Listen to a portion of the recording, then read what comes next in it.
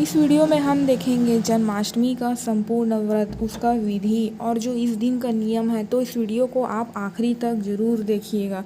इसके पहले मैंने अपने चैनल पर ये वीडियो डाल रखी है। जन्माष्टमी पर मैंने 5 उपाय बताए हैं जिसमें आपका रिलेशन, करियर, आपकी बीमारी से रिलेटेड चीज़, पैसों से रिलेटेड चीज़, जो उपाय आपको जन्माष्टमी के दिन करनी है, ये वाली वीडियो मैंने डाल रखी है। अगर आप नहीं देखे होंगे तो इस वीडियो में पूरी डिटेल दे रखी है, आप यहाँ पर जा करके देख सकते हैं।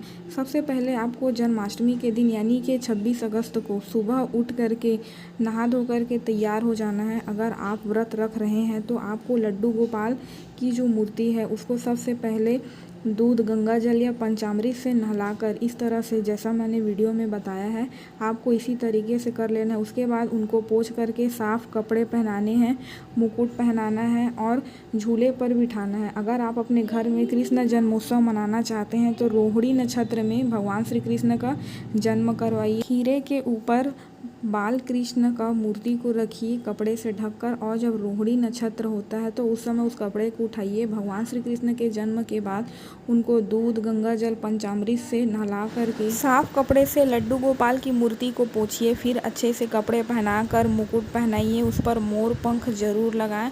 और आपको इस दिन भोग में माखन मिश्री का भोग अवश्य लगाना है। साथ ही भगवान श्री कृष्ण को धनिया का पंजरी पसंद है, तो इस दिन आप भोग में धनिया का पंजरी भी लगा सकते हैं।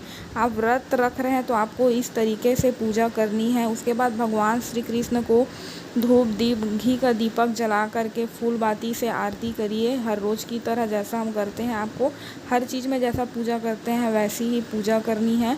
और प्रसाद में आप तुलसी के पत्तों को चढ़ाना बिल्कुल भी ना भूलिए। जन्माष्टमी का व्रत विधि देखते हैं। जन्माष्टमी के व्रत में आप फलाहार ले सकते हैं पर अन्न ग्रहण नहीं कर सकते।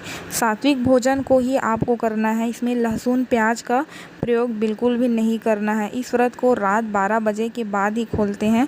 इस व्रत का पारण अगले दिन सूर्य उदय के बाद करते हैं। सुबह सूर्योदय से पहले उठकर स्नान ध्यान करके व्रत का संकल्प लेते हैं। फिर श्री कृष्ण जी की पूजा करने के बाद पूरे दिन मन ही मन भगवान कृष्ण और माता राधा का नाम जपते हैं। दिन में फल खा सकते हैं। रात को 12 बजे श्री कृष्ण जन्मोत्सव मनाने के बाद जो आप भोग में चढ़ाए रहेंगे उसी चीज़ों को उतार कर आपको खाना है। इस तरह से जन्माष्टमी का त्यौहार मनाना है। जैसे 26 तारीख को जन्माष्टमी है तो उस दिन रात को कृष्ण जन्मोत्सव मनाया जाएगा। उसके दूसरे दिन ही आपको व्रत तोड़ना है, मतलब सूर्य उदय के बाद ही व्रत का पारण करना है।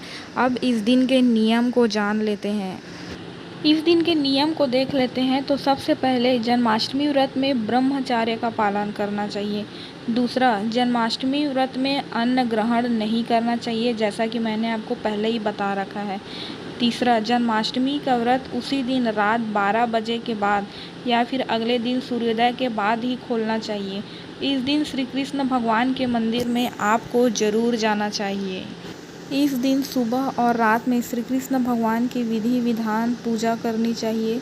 जो प्रसाद भगवान को अर्पित किए हैं उसी को ही ग्रहण करना चाहिए। व्रत रखने वालों को दिन में सोना नहीं चाहिए। किसी को अपशब्द नहीं बोलना चाहिए और जानवरों, पशु पक्षों को नहीं सताना चाहिए, क्योंकि भगवान श्री कृष्ण, भगवान शिव, ये सभी जीव जंतुओं को प्यारे हैं। तो आपको न सिर्फ इस दिन बल्कि जीवन में कभी भी पशु पक्षियों को नहीं सताना चाहिए। हमेशा उनके साथ खड़ा रहना चाहिए, उनका ध्यान रखना चाहिए। तो ये वीडियो आपको कैसी लगी मुझे ज़रूर बताएं। धन्यवाद।